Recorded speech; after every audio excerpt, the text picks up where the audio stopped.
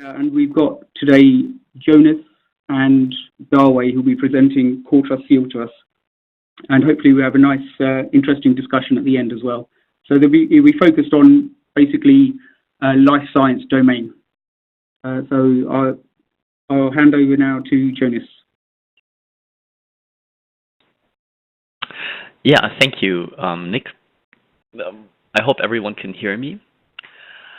So yeah, I am Jonas, as Nick said, and I'm currently the chair of the CoreTrustSeal board, and I'm joined, as Nick already said, I'm joined by my colleague Dawei, who's on the CoreTrustSeal board, and we also have Mustapha on the call, who will be available to answer questions, and both Dawei and Lin, other than me, have a background in the life sciences, so they can contribute to this webinar from that perspective.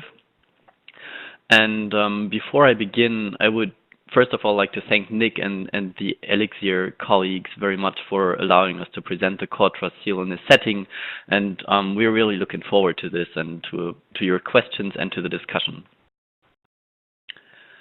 Okay, so what we have planned for today is to give you an overview of the CoreTrustSeal, and I'm going to begin with the introductory part. I'm going to look at the context and the landscape in which the CoreTrustSeal is embedded, and then I'm going to give you a very quick run through the most important facts about the CoreTrustSeal certification process and the requirements, and then I'm going to hand over to Dawei, who is going to look at certification in practice from the perspective of life sciences repositories.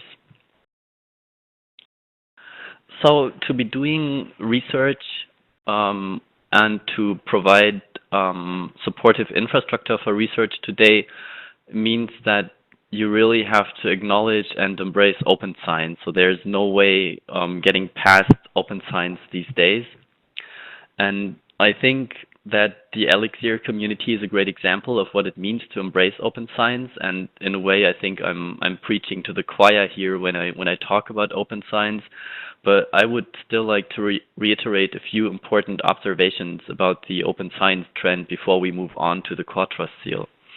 So I think that we have finally reached a point where there seems to be general consensus that research data are a very valuable resource. And this realization, I think, is fueled by two things. So first of all, we have something that is sometimes called the replication crisis. We can also refer to it as the replication movement.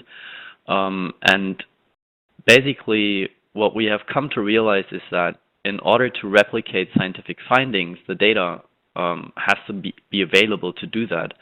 And we find that in reproducibility projects, what we find often is that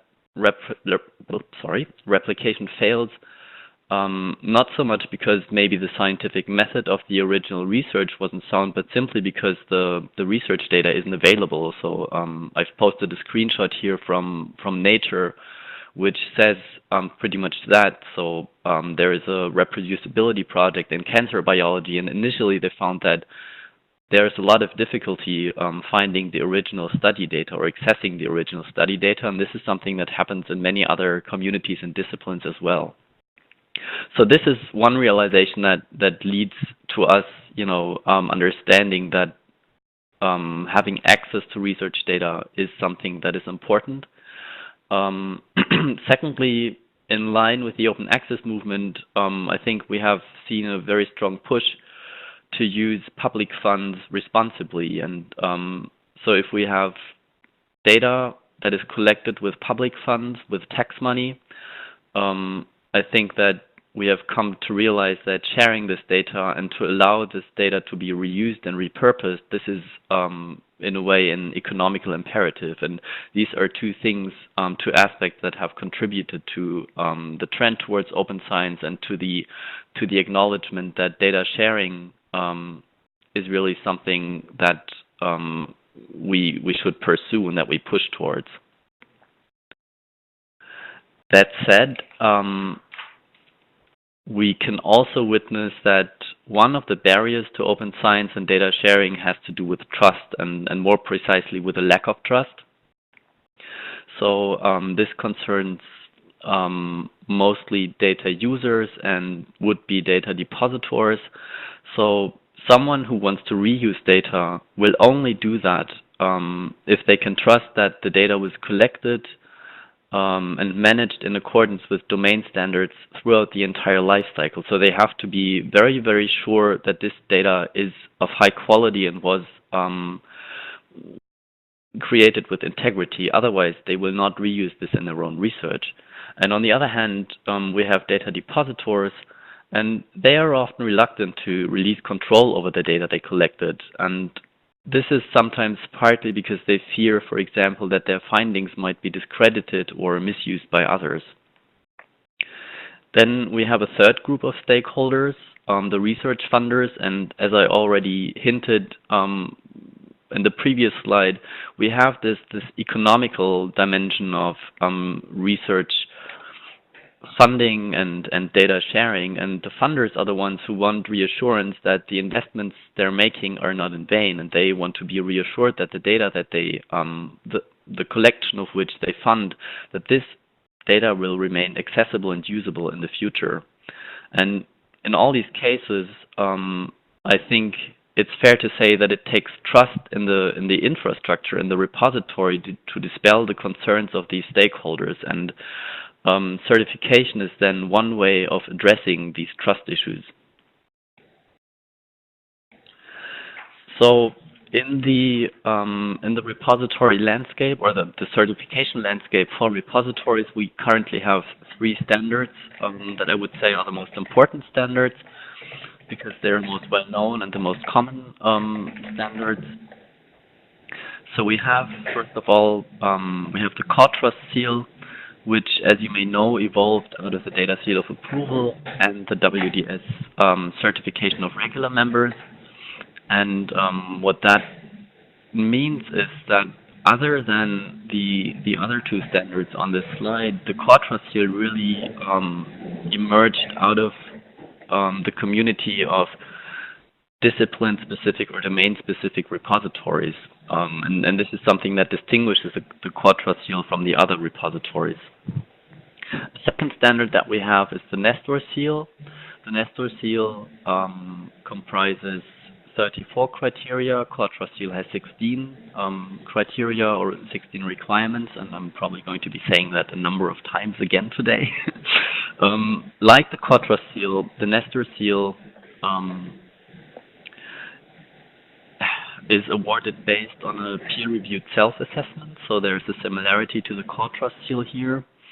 And this assessment then takes place based on the German DIN standard 31644, so that's the basis for the Nestor Seal criteria. The third important certification standard that we have is ISO 16363, and any repository that wants to go for a full audit and certification has to take the ISO route.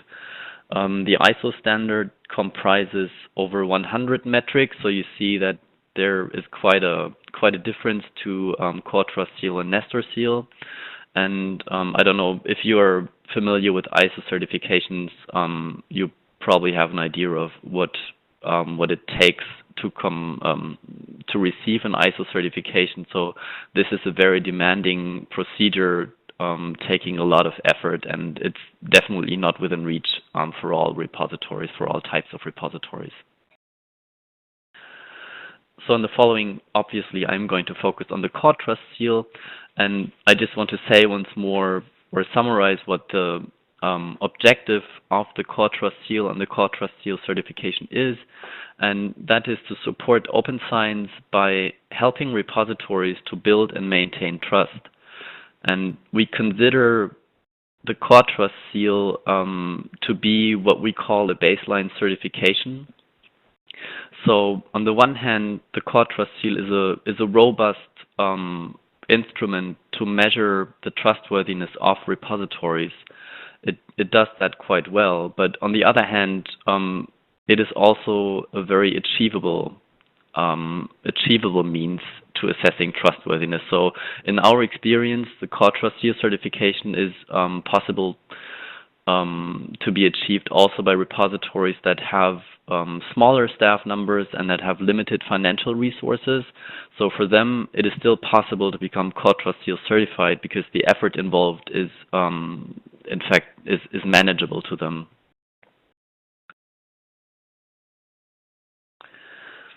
So I already hinted that the CoreTrustSeal emerged out of the community of domain-specific data repositories, and so the CoreTrustSeal continues to be a community-based effort. It's a community-based organization, and it's a non-profit organization. It is governed by the CoreTrustSeal Standards and Certification Board, and this board is elected by the Assembly of Reviewers. The Assembly of Reviewers consists, on the one hand, of the members of the board, but on the other hand, it consists of reviewers designated by CoreTrustSeal certified repository. So whenever a repository receives CoreTrustSeal certification, we invite them to designate a staff member to become a member of the Assembly of Reviewers to be involved in the CoreTrustSeal. Okay, so before we move on to the application process, the certification process, I would like to have a brief look at the current uptake of the CoreTrustSeal. As you can see here, we currently have, if we take all repositories into account, then we have almost 140 certified repositories, including those that were certified with an earlier certification standard, so DSA or the WDS certification. And we currently have 54 CoreTrustSeal certified repositories under the CoreTrustSeal guidelines.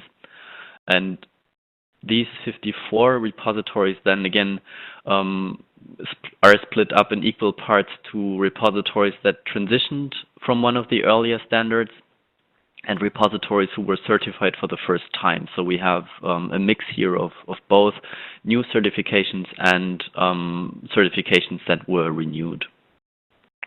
In terms of the discipline coverage, what we see currently is that there is a very strong representation of social sciences and humanities repository, which partly I think has to do with Clarin and Sesta Eric supporting their member repositories or encouraging them to pursue CoreTrustSeal certification. So this is where I think the social sciences and humanities and linguistics dominance comes from. But we're also seeing that this balance is shifting, and we're very happy to see that in many different disciplines, communities of practice are being formed who are working towards CoreTrustSeal certification in their domain, and we greatly encourage these activities, and we're very happy to support them. Okay, so now I'm moving on to the certification process. As already mentioned, the certification process in the first step consists in a self-assessment based on the 16 requirements that comprise the CoreTrustSeal certification standard. And so an applicant repository is going to carry out this self-assessment and submits the self-assessment via an online tool, which is aptly called the application management tool.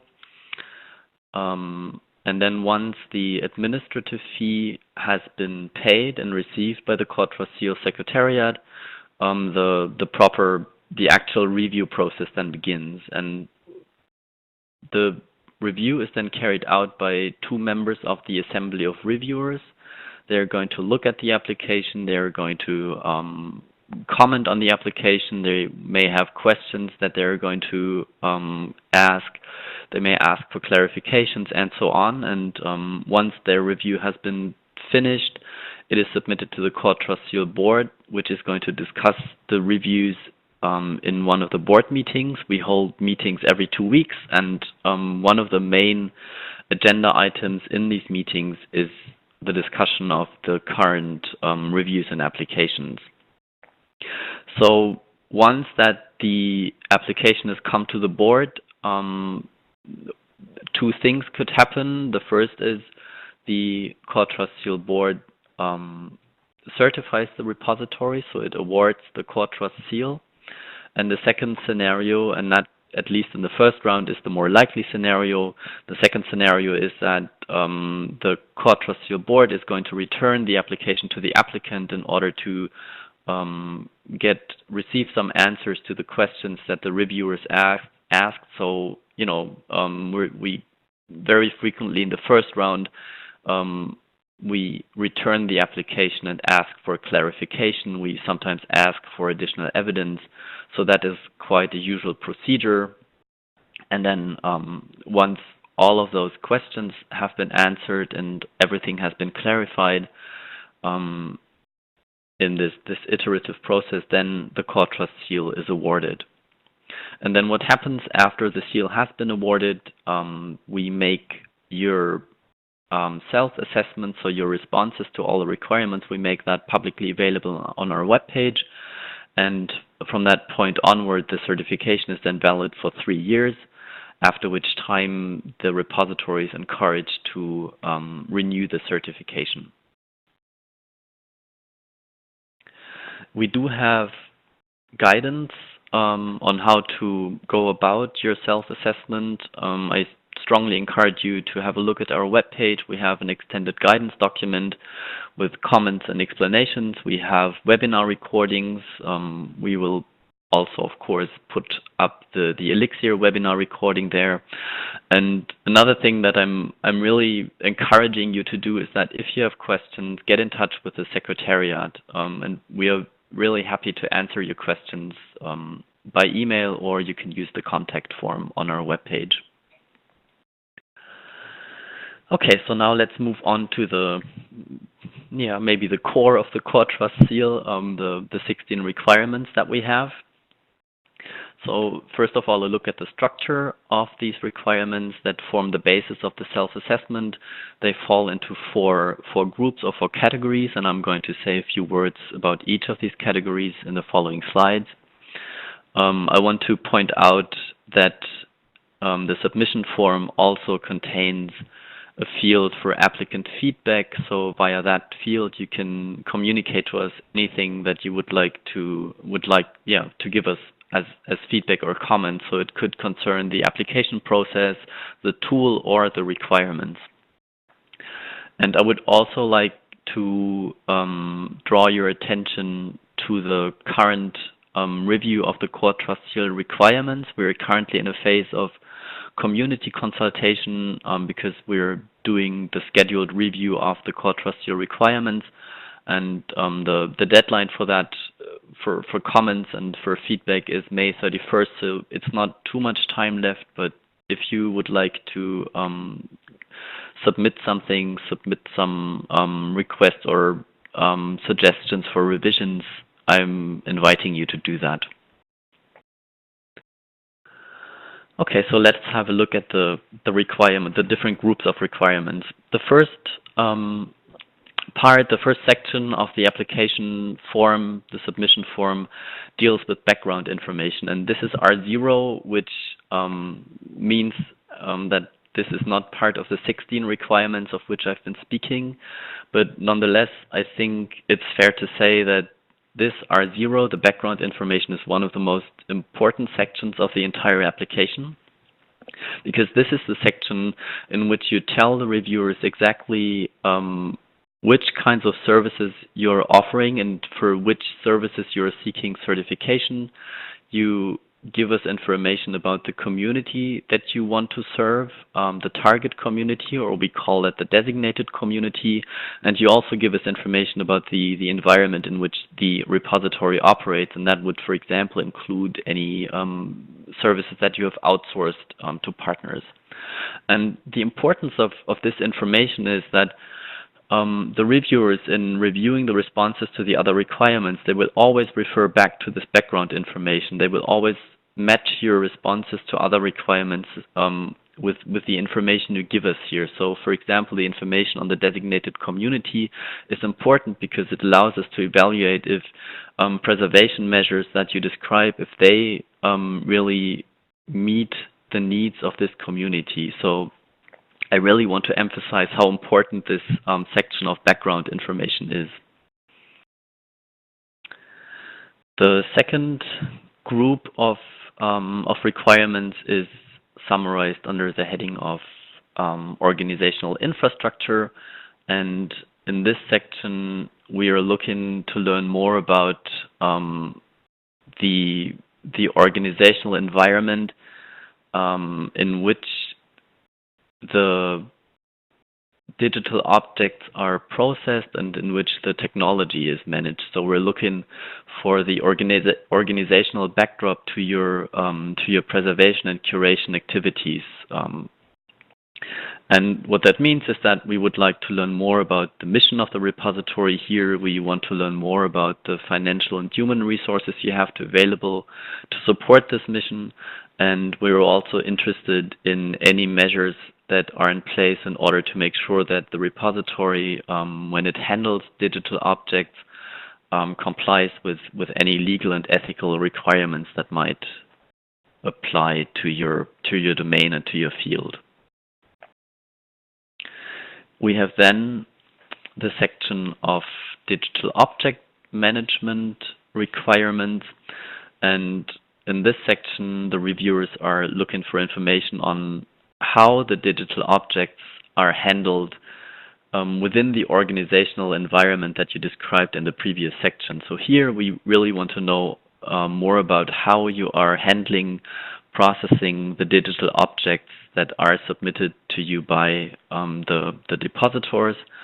So we want to learn more about how do you ensure and enhance data quality, also metadata quality.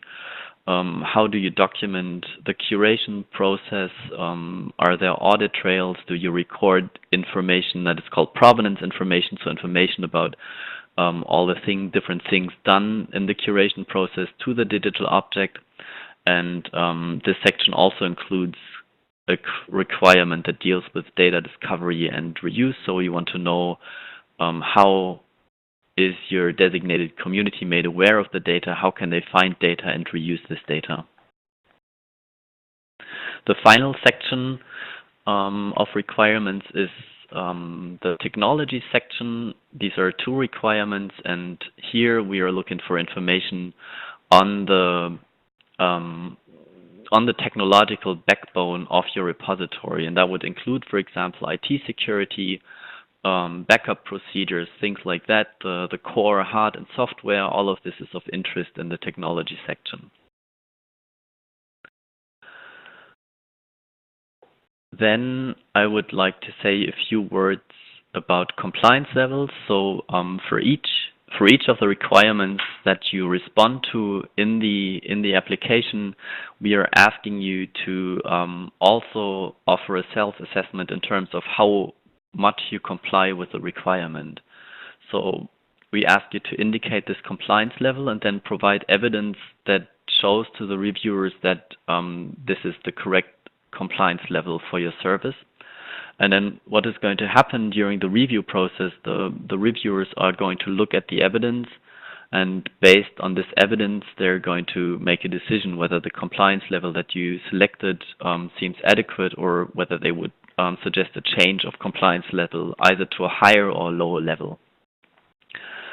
And one thing that's important to note here is that 4 is the highest compliance level when a guideline has been fully implemented, but it's also possible to receive CoreTrustSeal certification when some of the requirements are at a lower level, so for example at level 3. And then what would happen is that we certify the repository, and when the time for recertification has come, we would then look during the review at the progress made in terms of the compliance level and with these requirements. So even if you're not sure that your repository has reached compliance level 4 for all of the requirements, that does not mean that you can't apply for the CoreTrustSeal. Another thing that I want to point out or say a few words about is the CoreTrustSeal is the evidence that you're asked to provide in your CoreTrustSeal application. So for each of the requirements, we encourage you to provide as much public evidence as possible. So the easiest way of doing that would be to give us URLs that point to evidence placed on your web page. So that could be URLs leading to policies, to user guidelines, to your mission statement, things like that. And the rationale behind asking you to make all of this publicly available is not so much because the target group of this are the reviewers, but the target audience for this evidence is really your designated community, because they are the ones who want to have evidence and transparency about the workflows of your repository. So it's really important to have this evidence publicly available so that your designated community can have a look at this evidence and understand the processes that take place in your repository. Moreover, responses should be in English, and because English is the shared language of the board, even though members speak different languages, we also ask you to provide a short summary in English if you submit evidence documents in other languages than English. This again assures that the board can review the evidence, can review the reviews, and that your target community can also understand the evidence. Okay, so this was everything that I wanted to say about the certification process and the requirements. And before I hand over to Dawei, I want to just have a brief look at the question of, what is the relation between the CoreTrustSeal requirements and the fair guiding principles? Because as Nick mentioned in the introduction, this is there is definitely a relation between these two initiatives suggested by, for example, the report Making Fair Data a Reality. But we're still working out what this relationship is and how we are going to create. Sorry, I'm missing a word here, but we are still trying to work towards forming this relationship. And I think that one way of looking at the relationship between CoreTrustSeal and FAIR is very well expressed in this quote by Mari, who is a colleague from the CoreTrustSeal board. And basically what she is saying is that we need the fair guiding principles to know if a data set is fair, but we need the CoreTrustSeal requirements to determine if it is going to remain fair. And this means that FAIR and CoreTrustSeal are working towards the same goal, but they're coming from different and complementary perspectives. So the FAIR principles use a very strongly data-centric approach, whereas the CoreTrustSeal comes from a more repository-centric approach. And this brings with it some differences in the criteria and requirements, but I think that there is considerable overlap between what we want to achieve and how we look at the repository and data landscape. And so what you see on this slide is a mapping that Mustapha and I have created. And you can see that there is no one-to-one mapping of FAIR principles and CoreTrustSeal requirements, but we do cover a lot of similar ground. And I think that in the future, we simply have to work out exactly, how we are approaching these, how we are approaching this ground. And one thing that we at the CoreTrustSeal believe is that CoreTrustSeal can help to guarantee a baseline data fairness. But we definitely will have to ensure in the future that no discrepancy will develop between the CoreTrustSeal initiative, the CoreTrustSeal certification, and fair data initiatives. And what we are doing in order to prevent that from happening is that we are in very close contact and exchange with fair initiatives, in particular with the Fair is Fair project. And we are also involved in EOSC projects. So, for example, we have the SHOCK project for social sciences and humanities that we are involved with. So we are really trying to ensure that there is a lot of dialogue and communication between the CoreTrustSeal board and the different FAIR and EOSC initiatives. And I think that this is important for the coming years, that we keep this dialogue open and try to ensure that we are developing and evolving together. Okay, so I am now going to hand over to Dawei.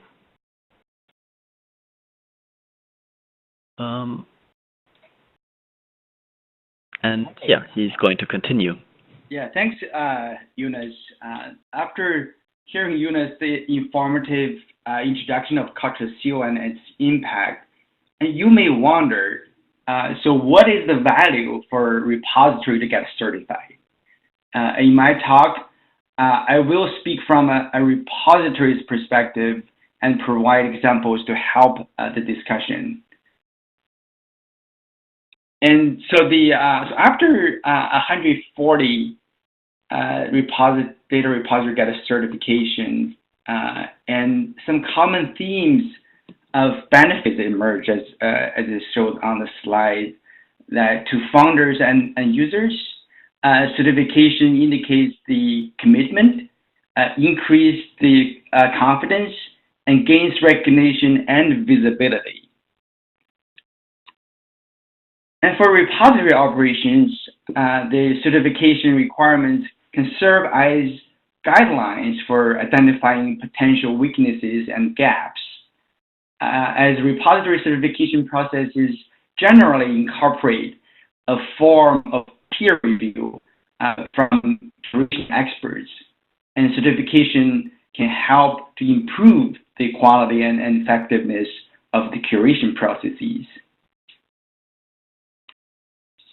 So life sciences has a slow start relatively to social sciences and geosciences regarding the adoption of the certification approach. And so far, two got the seal. They're IMPORT for immunology, a protein data bank for structural biology, and UniPro has submitted its application recently. And you probably noticed that one thing in common for all these repositories is that none of them need a certification to prove that they are trustworthy. And for example, PDB and UniPro are already a core data resources of ELIXIR. So what are the values for them to pursue certification?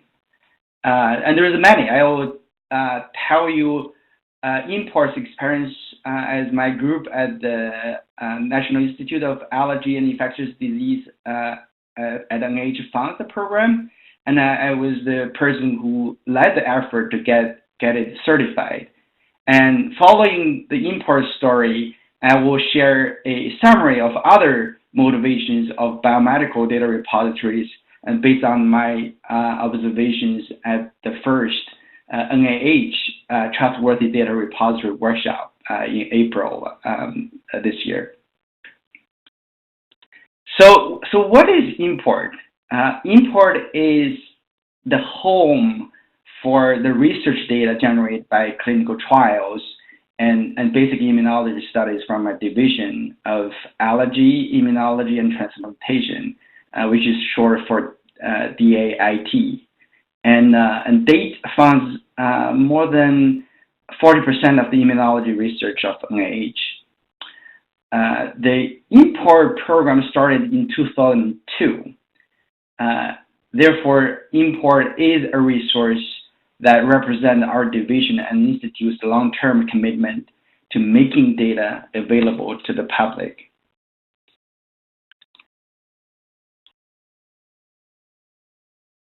And IMPORT's challenges is that it's well known to immunologists, but is not familiar to people who are interested in immunology, but from scientific domains other than immunology. And being the first certified biomedical data repository has indeed increased the awareness of import. And other factors that I thought was attractive from CoreTrustSeal, which is on the slide, is that the CoreTrustSeal promotes open and transparency, as Jonas pointed out earlier, which helps gain the trust quickly from new users. And all certification materials are available to the public online, which is wonderful because they may serve as templates and inspiration for other repositories. And the peer review approach Jonas mentioned will enhance the message of openness and transparency. And the last but not least is the CoreTrustSeal embraces uncertainty and evolution. And to founders, it is essential to know that the grantee are prepared when the resources may not be sufficient, or the research priority may be changed. So here is the timeline for import to get certified. So we spent 5 months to learn CoreTrustSeal and other certification standards because the concept was entirely new for us and to NIH at the time. And the team was relatively quickly to get the materials and ready and then submit the application. And then it was what I call the 7 months of magic to interact with the CoreTrustSeal reviewers. And at that time, actually, the board meet once every month. And you just mentioned there's now we meet every 2 weeks because of the demand. And so so what we learned during the interaction with the reviewers, and here are some. And the first thing that we did not realize that it's a very basic question, like who owns the import program? And since the program has existed for so long, and the management team has changed a lot over time, and from the online document, it was not easy to tell who are the owners. Is it owned by government, or by a contractor, or by the leading university? And without a clear understanding of the ownership, it is difficult to define the responsibilities. And the next is that the plans for continuity of access and data preservation, while they're important, but they are certainly not a priority for the repository. And so we need to kind of collect the materials and make a good plan out of it.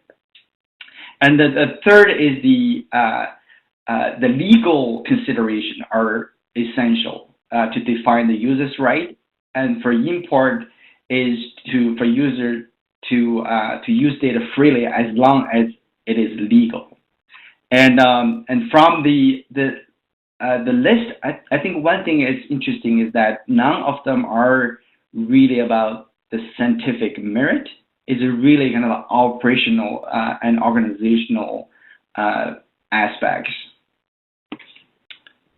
Okay, and then recently we host the first NIH workshop on trustworthy data repository, and we have representatives and NIH program staff from more than 20 repositories, and here are some additional learnings. And first, the repositories that again thought the certification improved transparency, and internally to gather all the documents into one place is an invaluable step to align the entire organization. And to answer all the requirements of CoreTrustSeal requires a diverse expertise, and no individual can do it. And it has to be teamwork. So once documents are centralized, then people can understand the roles of themselves and those of their colleagues, and then starting identifying gaps. And externally for users, and the information informs what the repository promised to do. And for peers and the certification repositories, the certified repositories demonstrate the leadership and set examples of what trustworthy data repositories are, and allow peers can learn from each other. And second, to be transparent leads to the commitment of responsibility. And since users know their rights and what the services to expect from the repository, and they can monitor if a repository has fulfilled their obligation or not. And then third, for all the certified repository to get a certification is not to finish a checklist. It is to demonstrate the willingness to gain the trustworthiness of their user community is really in their operational DNA. And if users if users want open data, they will make data open. And if the user requires fair data, and they will ensure data fair. And fourth, the continuity plan and data preservation plan are the most challenging components to write for a lot of biomedical repositories. And the plan needs to convince the reviewers that they are sustainable. And sustainability needs more than continued funding. And the fifth point is that the most natural part of the certification for biomedical repository is to describe what they are, if they have a sufficient technology, and that's very easy for most repositories. And so we have a little survey in the workshop and let the repository representatives to give 3 keywords. And this is the word cloud you see on the slide. And you can see that the word I mentioned, the transparency, is in the middle, and sustainability and user community. And also the responsibility and technology are implied in many details like the stewardship, data, and metadata quality.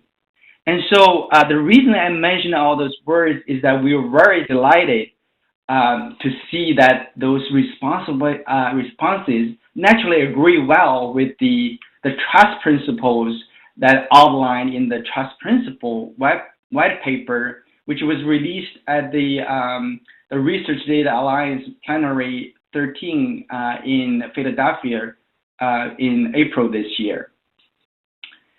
And so this is the what is outlined in the white paper about the trust principle. And you can see that it is an acronym that defines the trust in the trustworthy data repositories. And it emphasizes the social and operational values, which make it complementary to FAIR principles, as Jonas pointed out before. And here's what each letter represents. And T for transparency. It is a public claim of what you can do and what you cannot. And R for responsibility. It is to do what you promise to do. And U is user community. It is about empathetic to users' need. And S for sustainability. It is to serve users for a long time. And T for technology. It is to make sure you're capable of supporting the repository operations. And trust, I mentioned later, is short for trust principles. It is we found out this is a promising framework for people to communicate trustworthy. And the trust principles encourage you to read and comment and describe more details about each of the letters. And the white paper intend to invite the stakeholders' input to develop consents and measurable guidelines. And so far, we have received around 100 comments from about 15 people for less than 2 months of its release, and I see a lot of excitement. And we hope that the trust is also helpful to you, and we want to encourage you to use it as well. I want to clarify 3 things about trust. The first is the trust is not a new standard. It's a community effort to easily understand the roles of trustworthy data repositories. The CoreTrustSeal board is supportive of such effort, and it currently is a significant force to develop endorsable principles with the community because of its unique expertise and more than a decade of influence in the domain. And the second clarification is the trust is at a very early stage of the development and is not ready to guide the requirements development for any certification, including the CoreTrustSeal. We are soliciting the collaborations because the principles are for community, and the community should work together to define them. And the third, the clarification is that the FAIR principles define the properties of data and metadata, and then trust is describes of the characteristic of repositories that are responsible for managing and disseminating data over a long period of time. So a one-sentence way to say the relationship between the two is FAIR data in repository we trust. So in summary, the CoreTrustSeal assesses the mandatory requirements of a trustworthy data repository, and CoreTrustSeal is increasingly adopted by repository and founders in life sciences for open science. And CoreTrustSeal is a community-based operation and is committed to contributing to the growth of the trustworthy data repository. And then we have 2 reference slides with some links we encourage you to follow, and including the CoreTrustSeal white paper.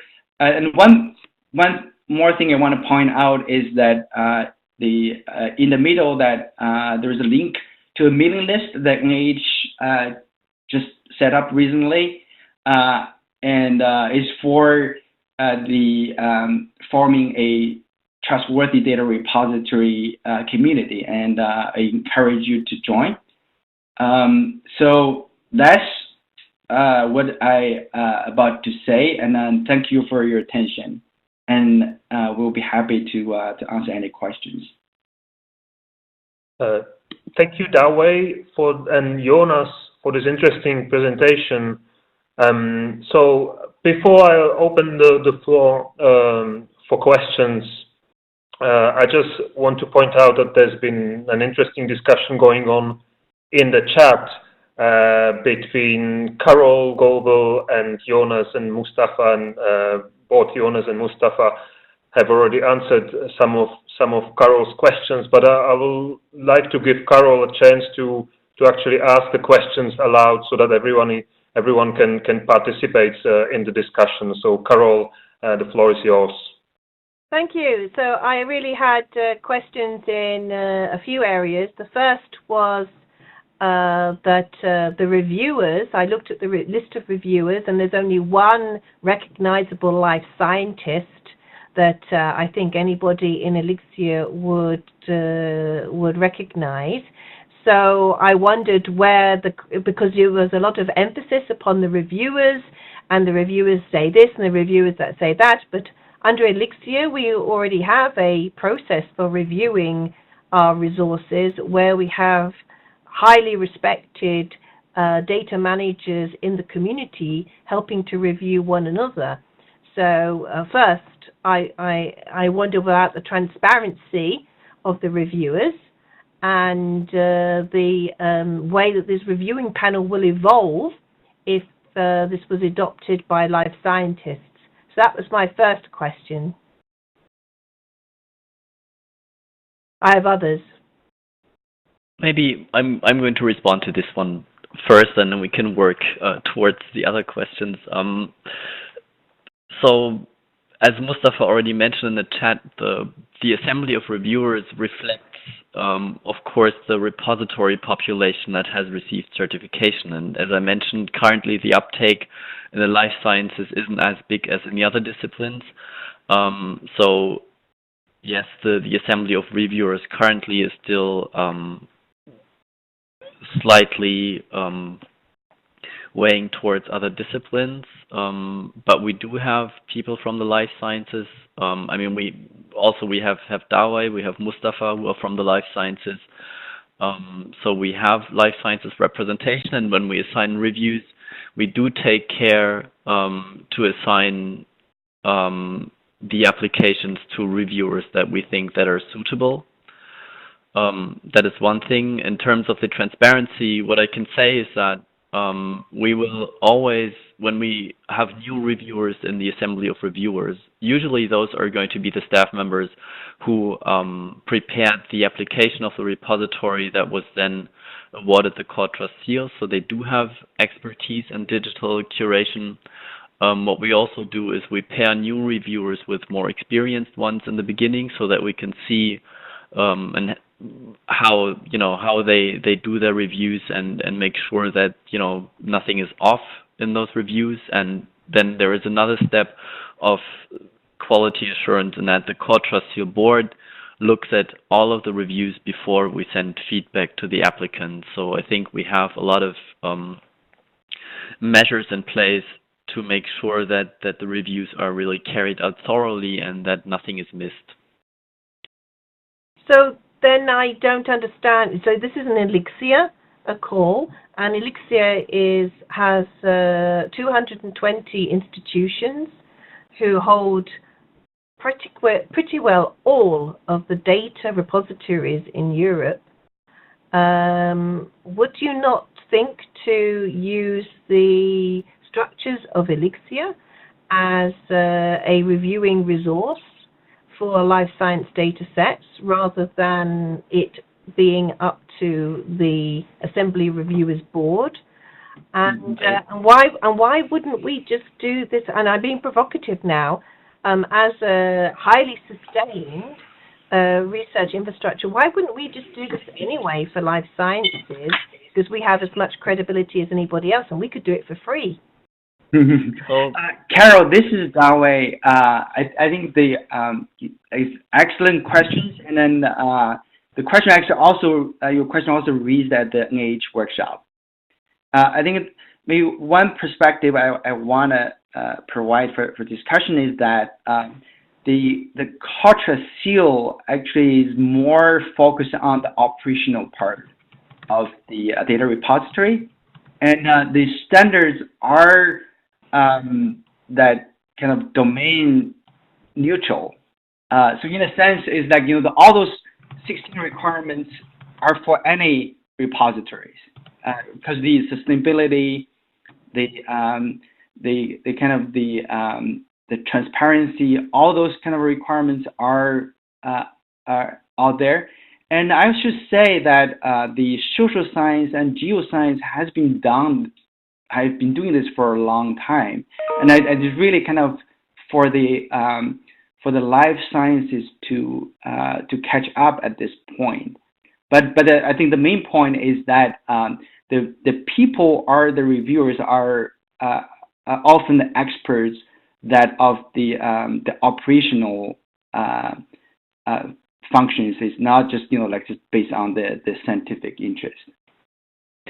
Yeah, maybe I can add to this, because Carol, you said that you have an ELIXIR, you have excellent data reviewers of data sets, and I am absolutely convinced that ELIXIR is doing an excellent job. I think that, I mean, you're a very exemplary community with very high standards, and I do think that from that perspective, from that internal perspective, you may not need this external review. So I'm everything that I've seen from ELIXIR is just, outstanding and excellent.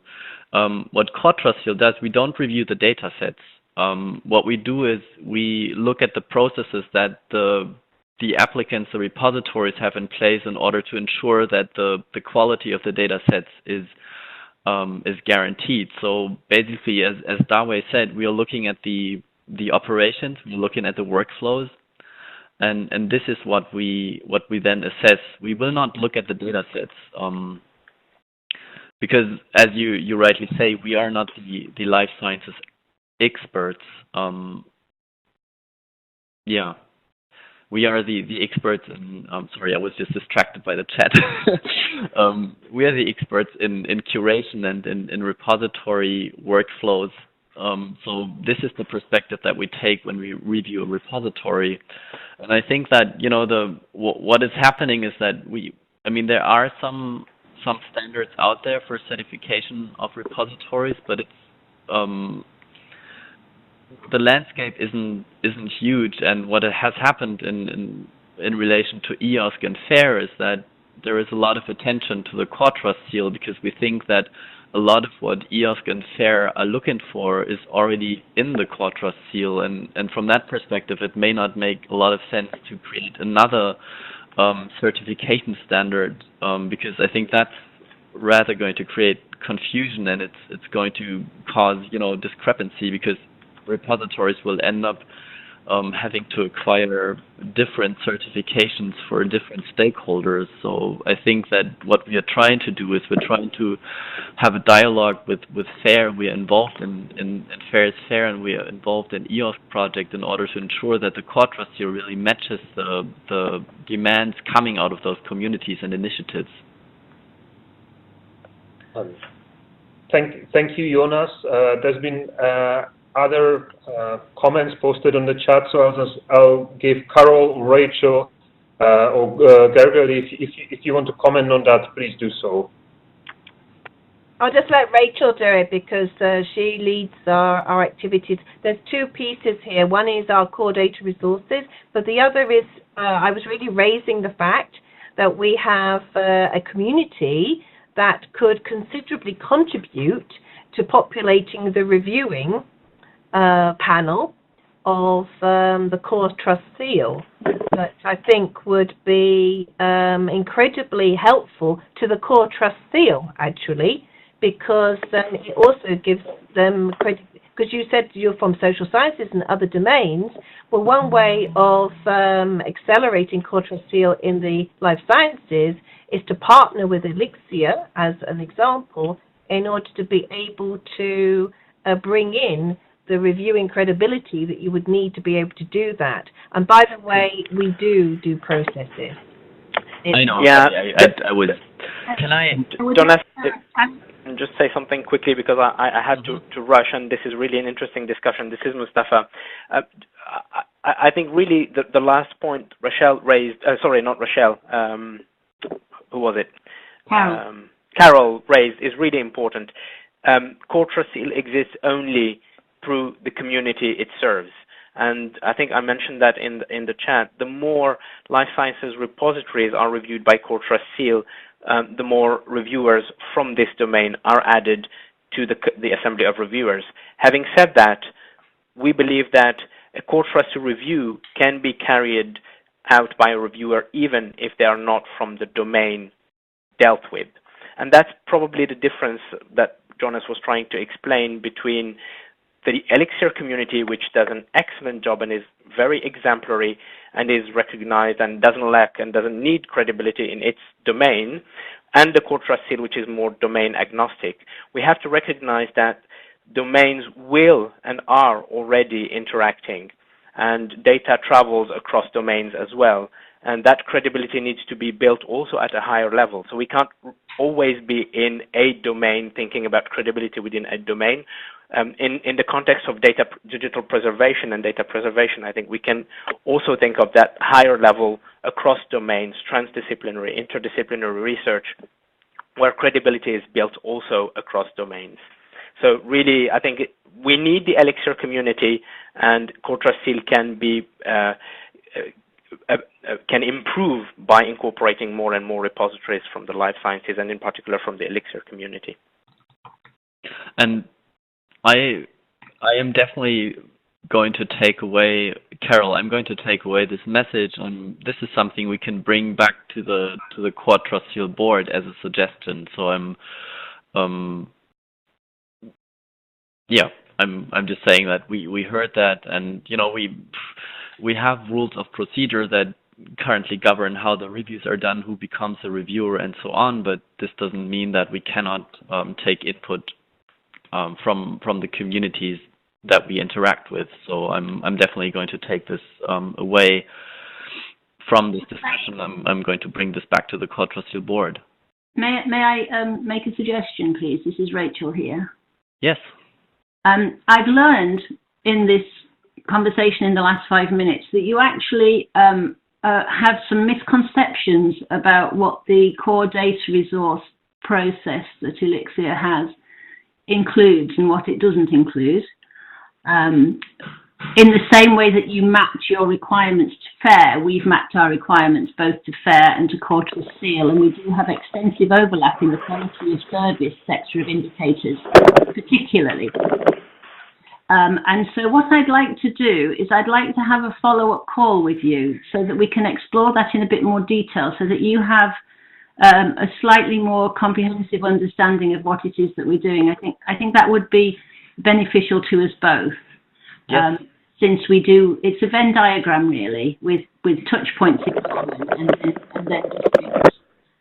distinct things. I would greatly appreciate that. And I'm sorry, I probably came across earlier as, I didn't want to make a distinction between saying that, we are the experts in this and you are the experts in that. I think that ELIXIR is what I see from ELIXIR is that you have a lot of expertise in what you do, including the management of the repositories. You have the data portals. So I do think that there is a lot of overlap. So yes, I'm sorry if that came across weird earlier.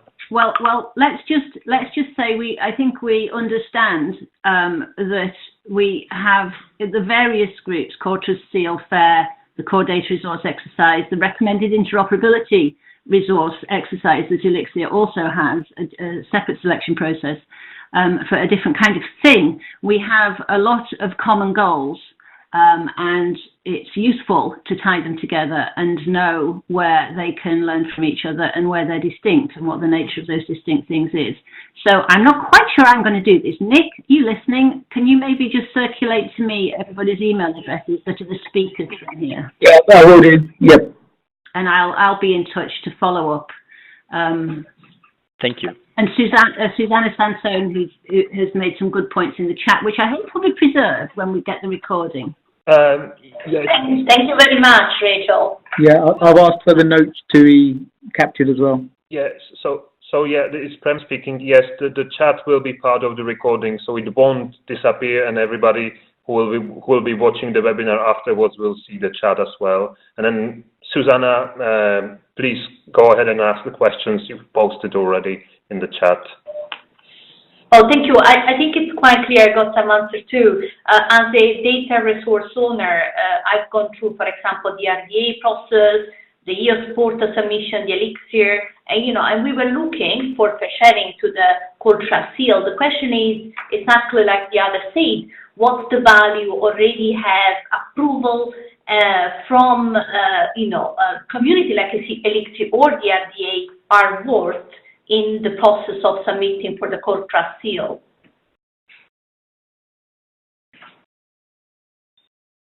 Dawei, is this something you could respond to from the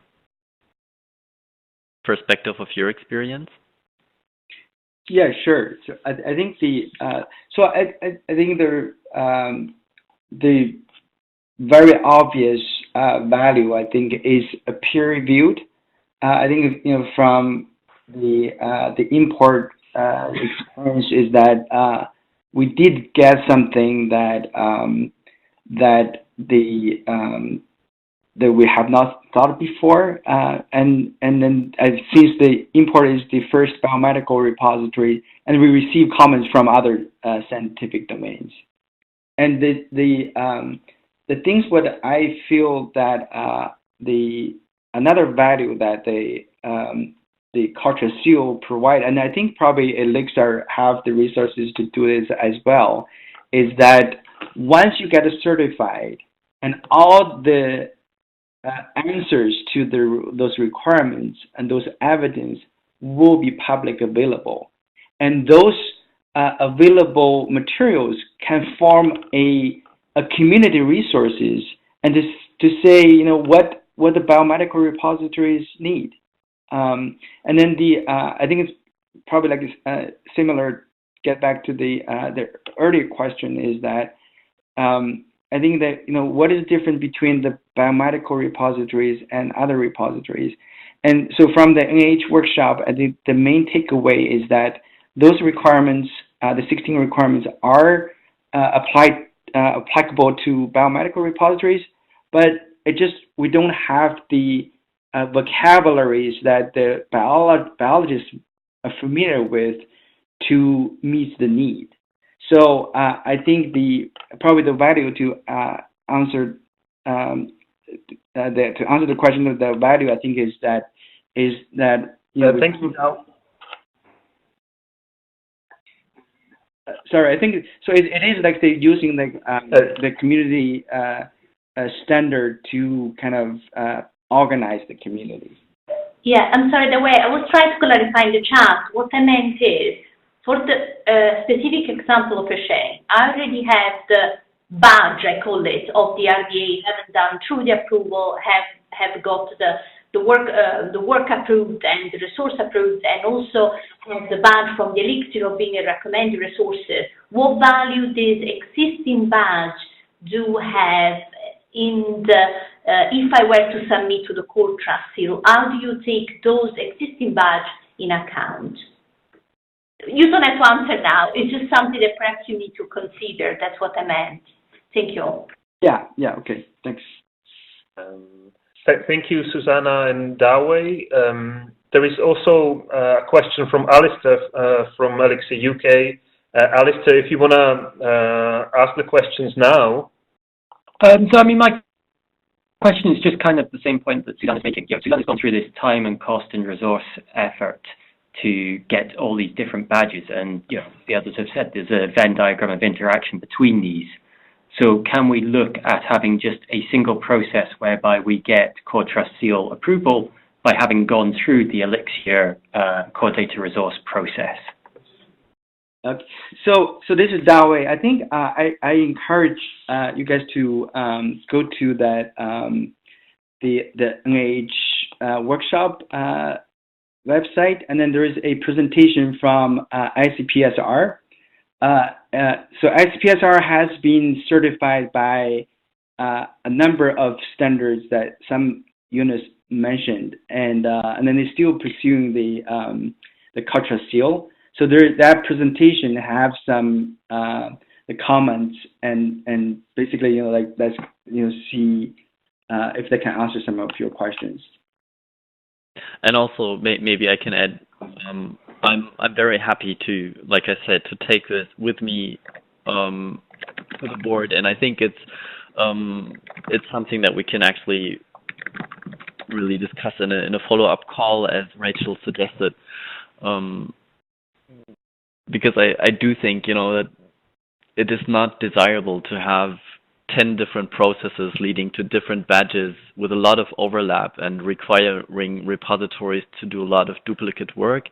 We have found that in, for example, we have repositories, Dance, for example, they have the CoreTrustSeal, and they also had the data seal of approval before, and then they applied for the Nestor seal and received that.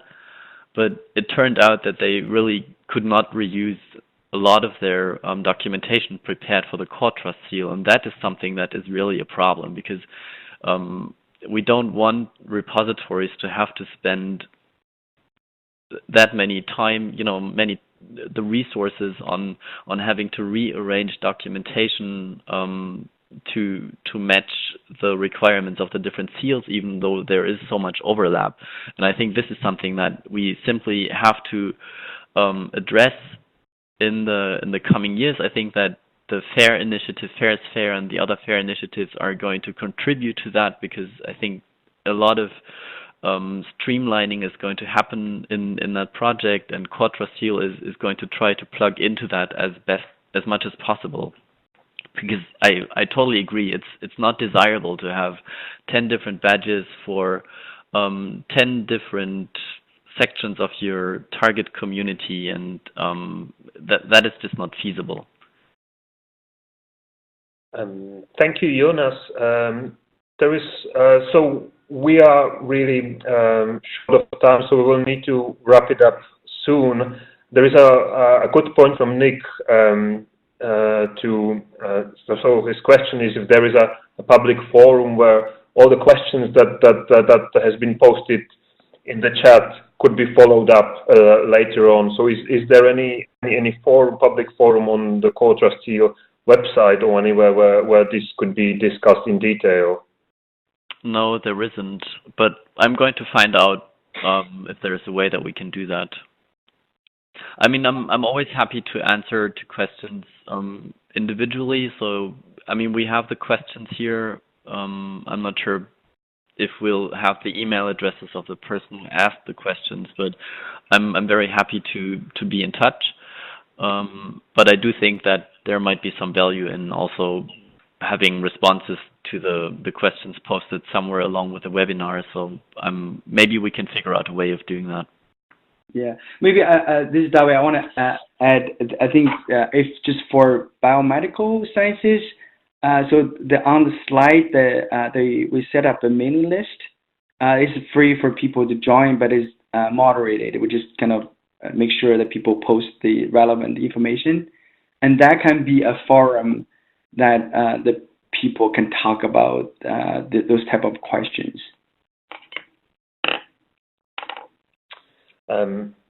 Thank you, Dawei and Jonas. I'll give everyone from the participants one last chance to ask questions or add any comments before wrapping up the webinar. Is there any? Are there any questions or comments?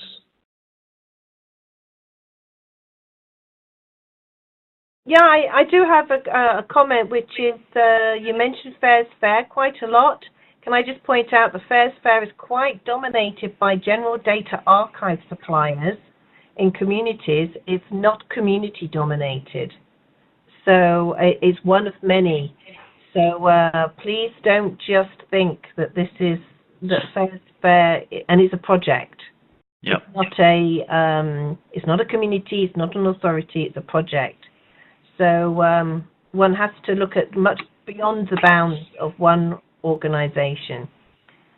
So yes, we are aware of that.